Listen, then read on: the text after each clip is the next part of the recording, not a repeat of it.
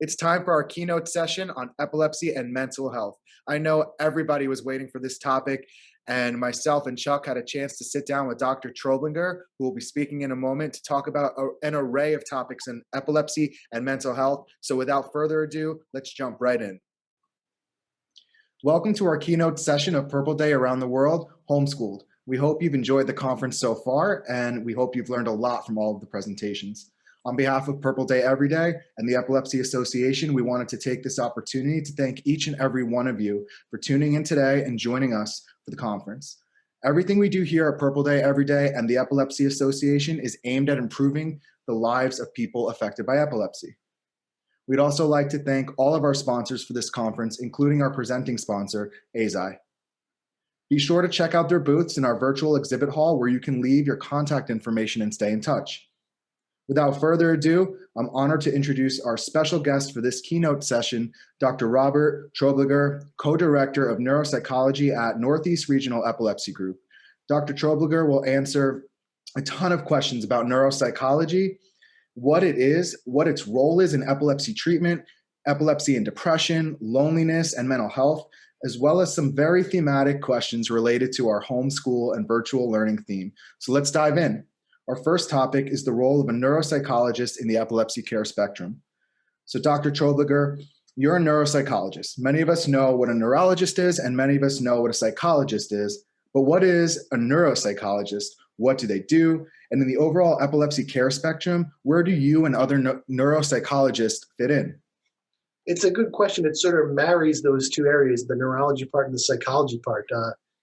So a neuropsychologist is a type of psychologist, somebody who specializes in relationships between how the brain is running and a person's behavior.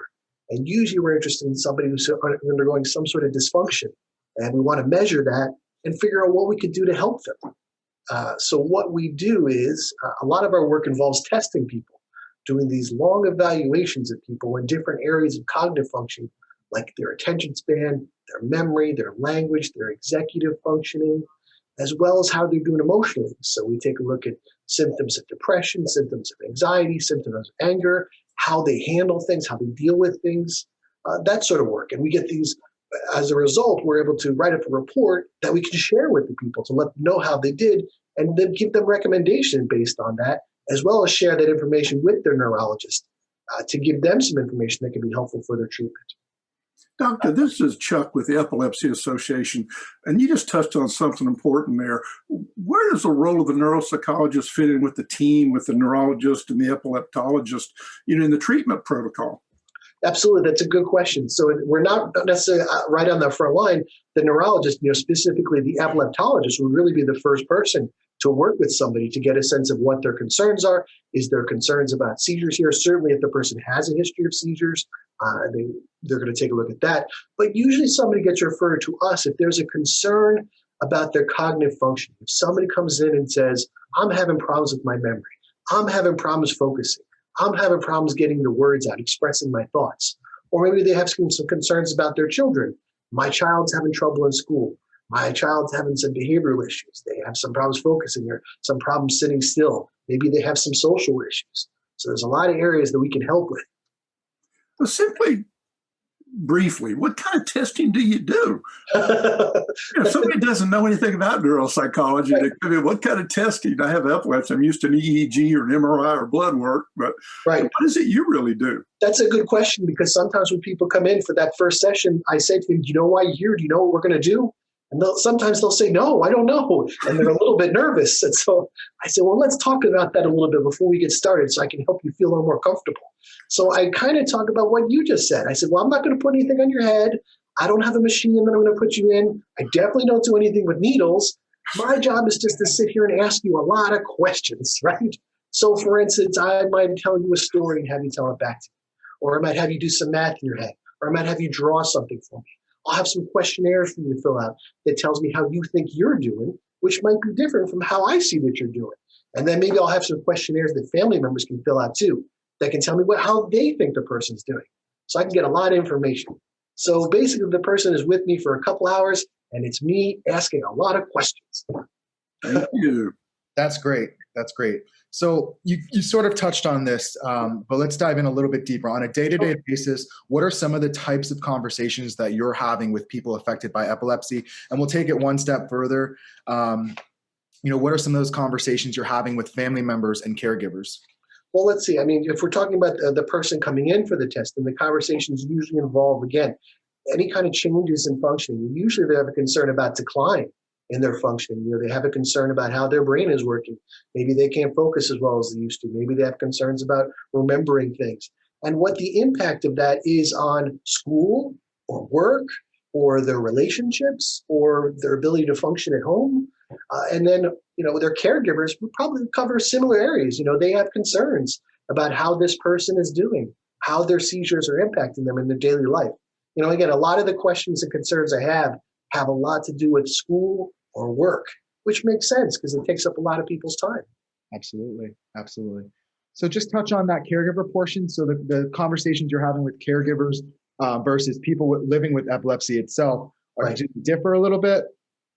Let's see here. So do the conversations with the caregivers differ a little bit? They can, just because sometimes people who have the difficulties aren't necessarily completely aware of the extent of their difficulties.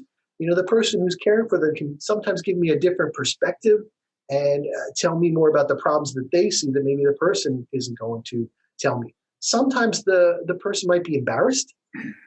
Sometimes they don't want to talk about it, so they underreport things. So getting an extra perspective from that caregiver can be really helpful. Doctor, may I interject here? What's the difference in like general psychiatry and neuropsychology, what you're doing? Oh, okay. If I come to you, am I going to go into therapy? Oh, right. That's a good question. Certainly there's certainly some overlap between all these spheres of professionals. So a psychiatrist would be somebody who went to med school and then they specialize in psychiatry. Now, a lot of their work involves medication management, but certainly psychiatrists do therapy as well. Now, a psychologist, again, there's certainly some therapy that's done there. Psychologists are also interested in teaching. They're also interested in testing, psychological testing, aspects of personality and things like that, and research as well. And then again, neuropsychology is sort of a subsection of the psychology where, and again, we do a lot of the same work. So we're interested in testing. I already told you about that part. There are a lot of neuropsychologists do therapy as well. I don't do therapy right now because I'm really busy with all the testing. We do supervision. So we try to train the next generation of people. Certainly education. There's plenty of people who work in the schools and universities, do graduate school programs, as well as research as well. So there's a lot of work that's being done. Oh, I should also mention, for neuropsychologists, they also practice what we call cognitive remediation, which is helping people out who have those problems with memory, problems with attention, to figure out, well, now that we know you have them, how do we work on it? How do we kind of work around on it? What can we do to kind of strategize to figure out how to make up for those problems in your life? Great. Let's move on to our next topic. We have a short amount of time today, so we'll keep it moving. So let's move on and talk about epilepsy and depression, loneliness, mental health, and memory issues. And you touched on memory just before. Our first question, Doctor, epilepsy, it's not a mental illness. We know that, but we've seen an influx of depression and other mental health issues affecting people with epilepsy made worse by COVID-19, the lockdowns, the pandemic. So what is going on here? What is actually happening? Are you asking specifically, like, why are we seeing an increase in depression? That's right. Right. I mean, it makes sense, given we're all in this situation, this sudden change in our lives, and our normal lives are turned upside down, limiting on where we can go and what we can do. Certainly people who have epilepsy already have certain limitations in their lives. So they're going to be affected even more so.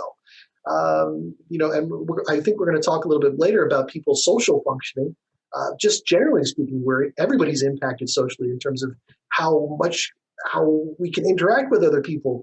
Certainly we can interact with people through video chat, but just being able to see somebody in person, so things are a little bit different now. And that can definitely have a big impact on people. It has touched on something that Jim just brought up when we were talking about mental health. Sure. Epilepsy is not a mental health issue. Right. There's so many myths and stigmas that led to believing it was. Right. I have two questions. How do you explain that to somebody, and what can we do as advocates to help break down that myth?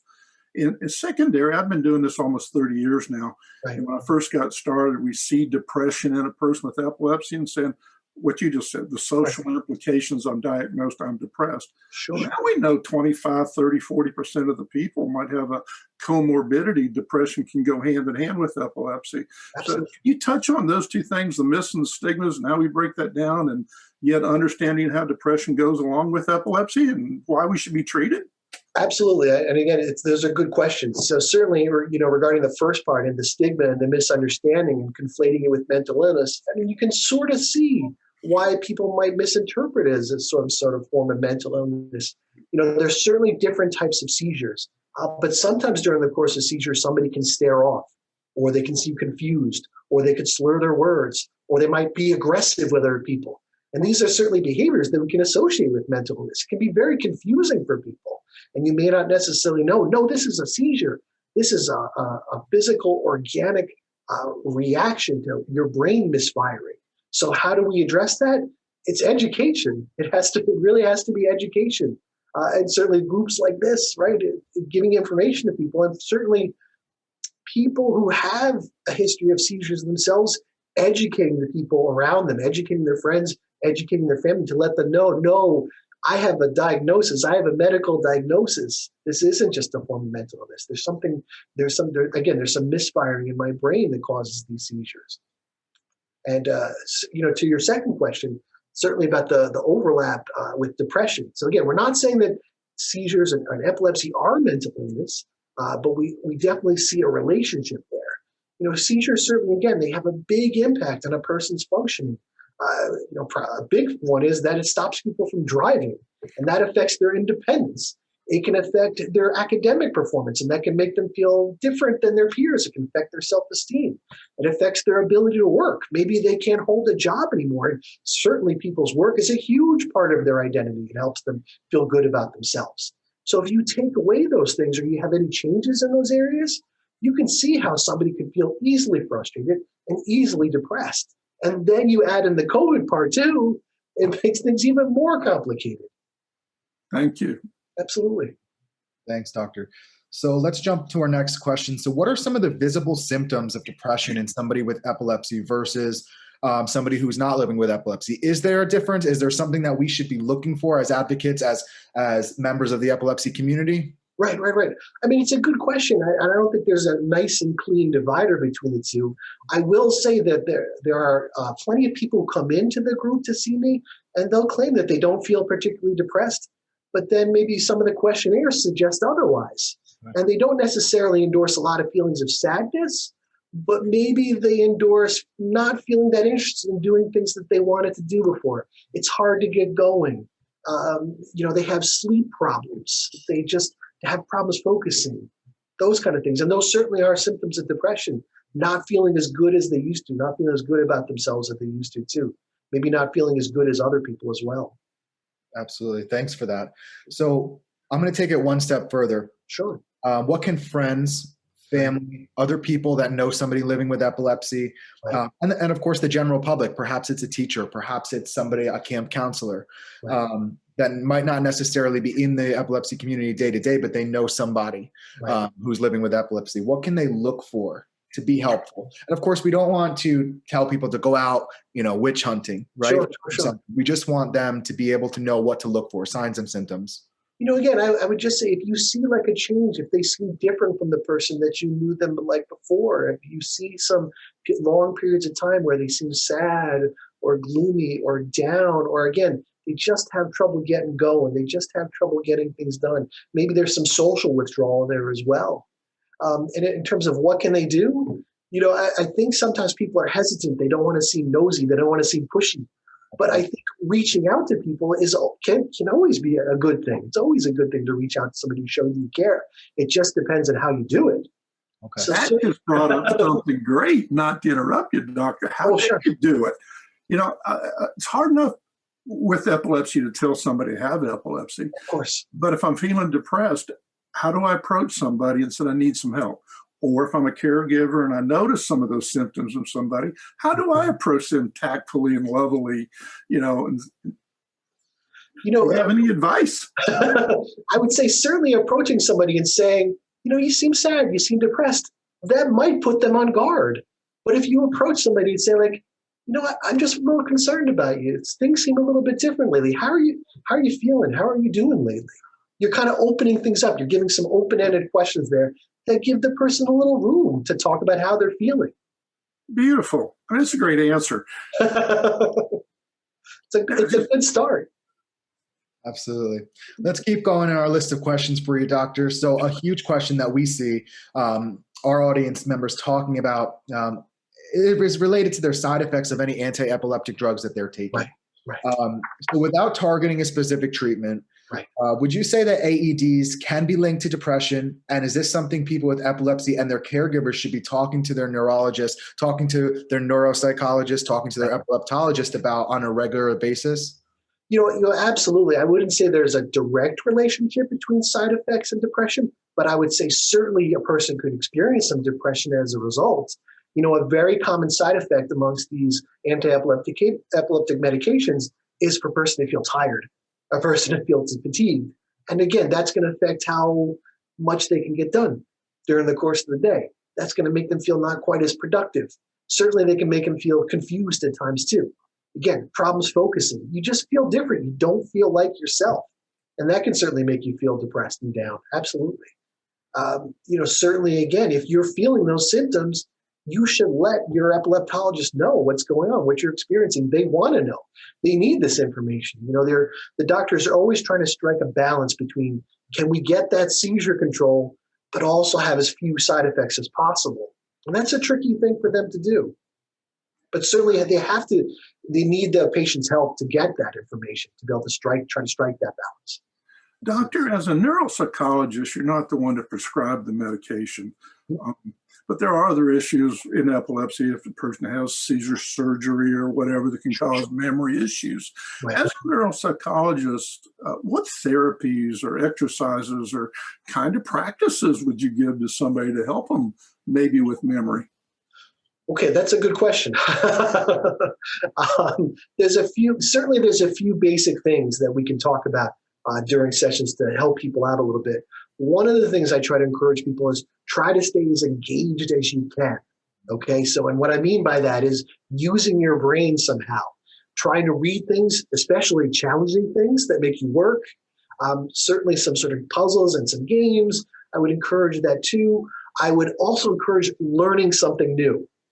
It doesn't matter what it is. If you're learning some kind of new skill, maybe learning how to use an instrument, maybe learning a language, learning some sort of skill with your hands, something that's going to make you learn, that's going to create new connections in your brain.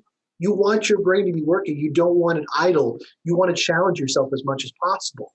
But if we're talking about practically speaking, there's two pieces of advice I usually give people that I think can make a big difference.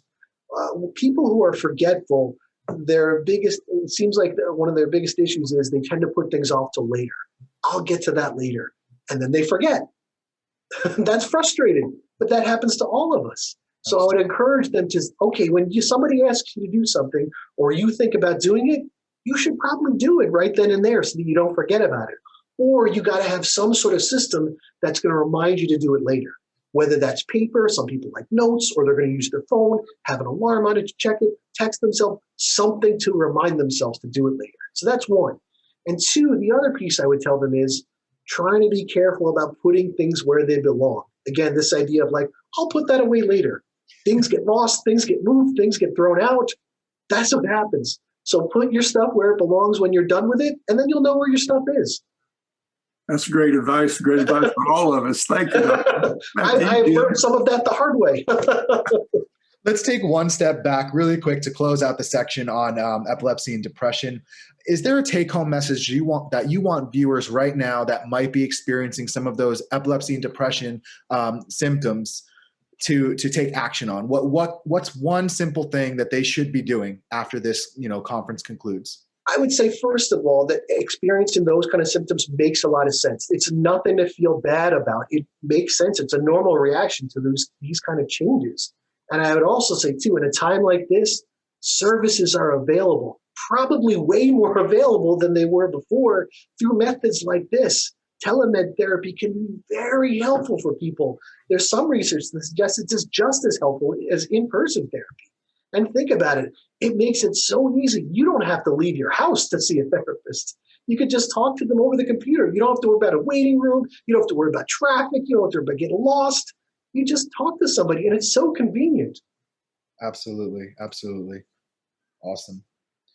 So our next section of this conversation is about loneliness. Sure. Some people say that loneliness is actually the next epidemic coming our way. There's an estimate out there that we found that says 1 in 3 people lives alone right now. But then there's people living with epilepsy, our audience today. They face a different kind of loneliness. Can you talk to us about the loneliness in the life of somebody with epilepsy and the consequence of the devastating consequence of loneliness? Sure, absolutely. Certainly there's a couple different ways we can talk about it. Certainly, for plenty of people who might be a little bit older, teenagers and adults, they're aware of their seizures and maybe they feel a little bit anxious about their seizures. They're sensitive about going out in public about it, or anxious about having a seizure and how other people might react to it. So maybe they might withdraw and stay at home and not go out as much. And certainly parents can be concerned about their kids too and not want them to go out as much and have a seizure and possibly get injured. So there's a concern there about, about withdrawing, with good reason, but also, again, that affects their social function. And we're social people. We need contact with other people. Besides that, though, it's not uncommon for kids with epilepsy to also have some social difficulties. Sometimes it's related to their development. If there's some delay there, it can affect their social skills development. Sometimes there's behavioral issues that go along with their epilepsy, and other kids can react to that. Maybe it's difficult for them to find friends or even make friends, and that leaves them isolated as well. Now, unfortunately, for plenty of kids, and this is really sad when I hear this, they can be aware of it too. They can recognize that other kids don't like me that much, and I don't really understand why. And that can be heartbreaking to hear that, and the kids are feeling that way. And again, it leaves them isolated. And then again, combine that with now in the midst of COVID, limiting our ability to interact with each other even more can lead them even more isolated. And I know, again, that there's video programs. I'm all in favor of that, and interact with other people, friends and family and so forth. But also I think there's a tendency for some kids to withdraw into video games.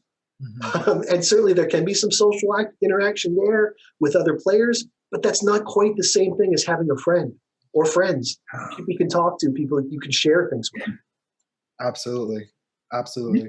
So the next question, I'm going to use some terms that I kind of created for this conversation. Please do correct me if they're incorrect. No. There's physically lonely, right?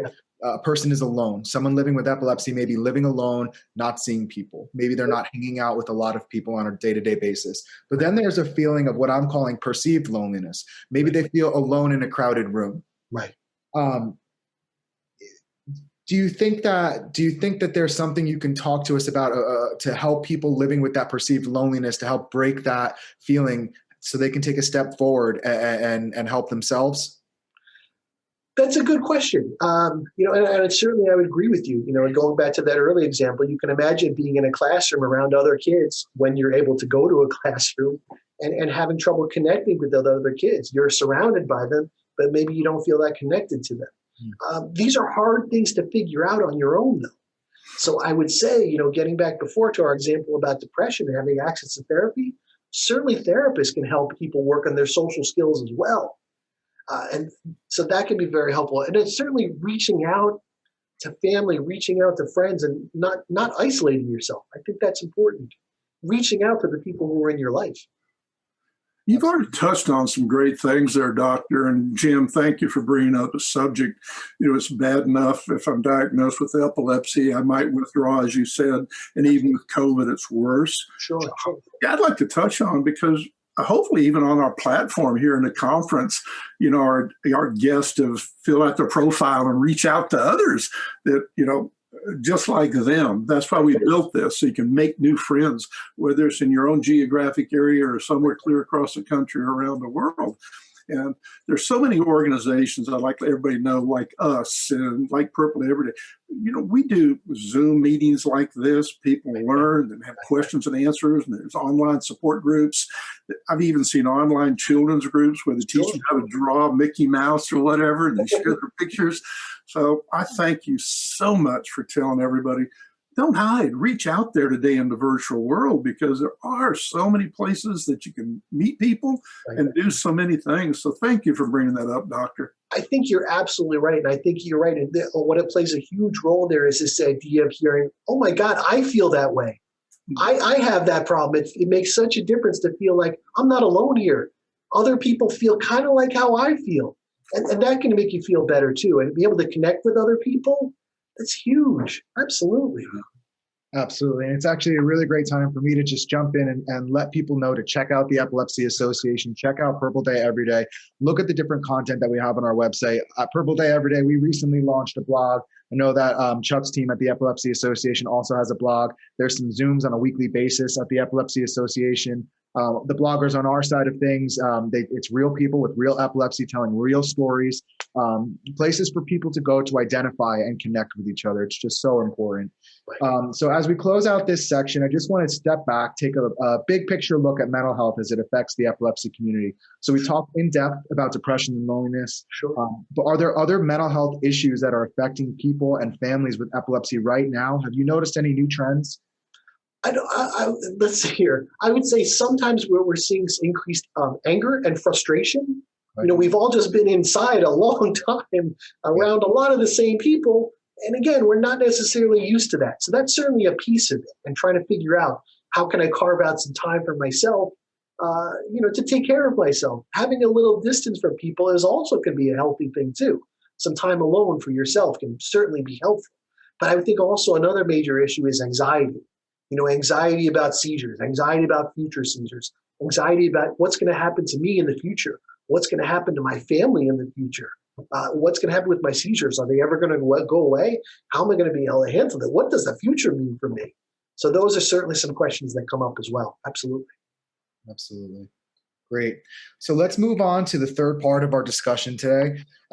Let's get homeschooled. It's very thematic. So we would love for you to homeschool us on how the pandemic, virtual and hybrid learning, or maybe lack thereof for some people, impacts households with epilepsy. Chuck, I think you have the first question.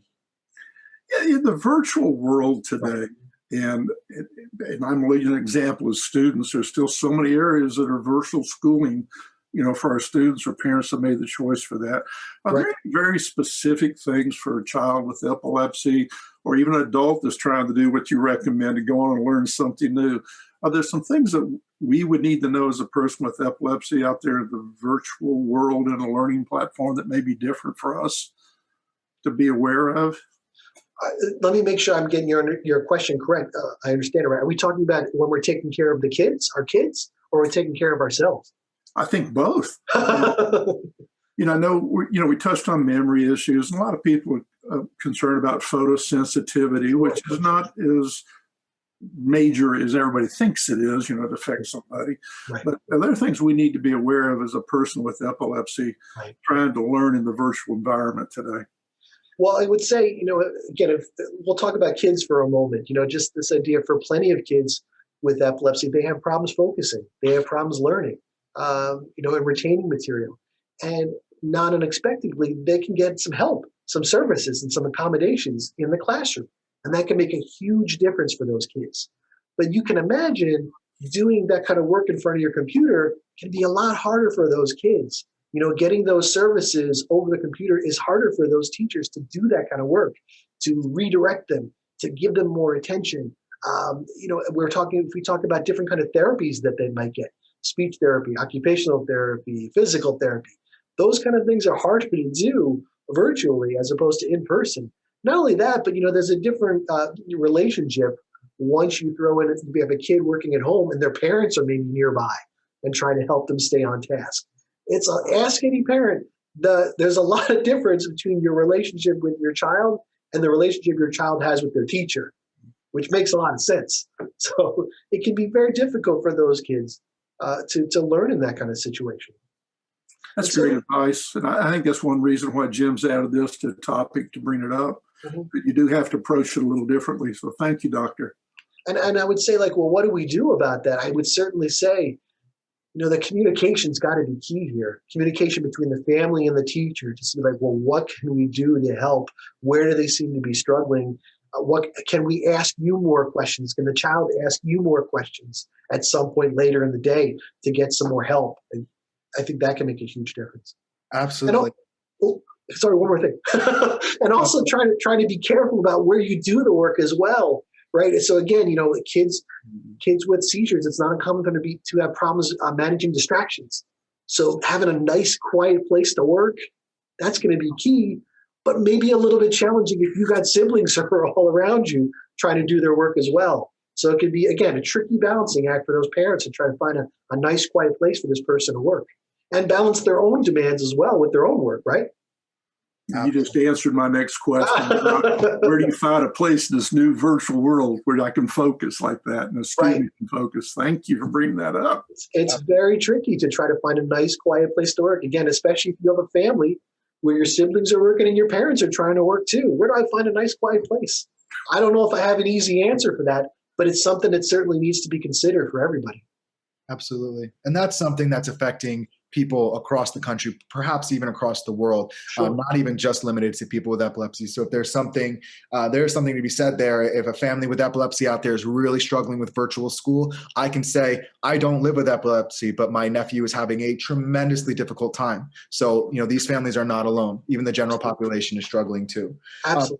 The next question, I want to just keep us moving here. According to the ADA, epilepsy is a disability, right? And there are resources out there for people with epilepsy that qualify. So what are some of those resources? And has the pandemic really affected access to those resources when we think about virtual learning? How should families and people with epilepsy that need those resources go about securing them and making sure that they don't give up the fight for what they well earned? Certainly, that's a good question. And there are plenty of kids who get referred to me because their parents are concerned about how they're doing academically, even now in the midst of COVID. So as a result of doing this evaluation, we can make some recommendations. Kids can qualify for special services, special classes that are maybe smaller. Maybe there's more than one teacher in the classroom. Maybe there's extra aides that you can give a little bit more extra attention. There are accommodations. I kind of touched on this before, this idea about redirecting them, breaking down instructions, reminding them to turn things in, helping them break down their work, giving them extra time, a separate location per test. That's when they're actually in the school. So those are just some examples of the services and accommodations they can get. But again, you can see how some of those things are a little bit more complicated, a little bit more difficult to do when you're not in person in the classroom. Absolutely. You've already touched on some things that I was going to ask about because you're doing such a great job, Doctor. But I would like to bring this up here with the time that we have left. Sure.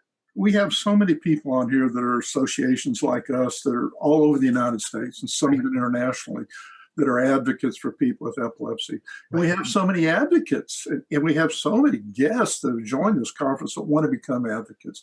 What would you tell an epilepsy advocate some of the things they need to do and how to share the message about epilepsy back to help break down those myths and stigmas and let everybody know what it's really like?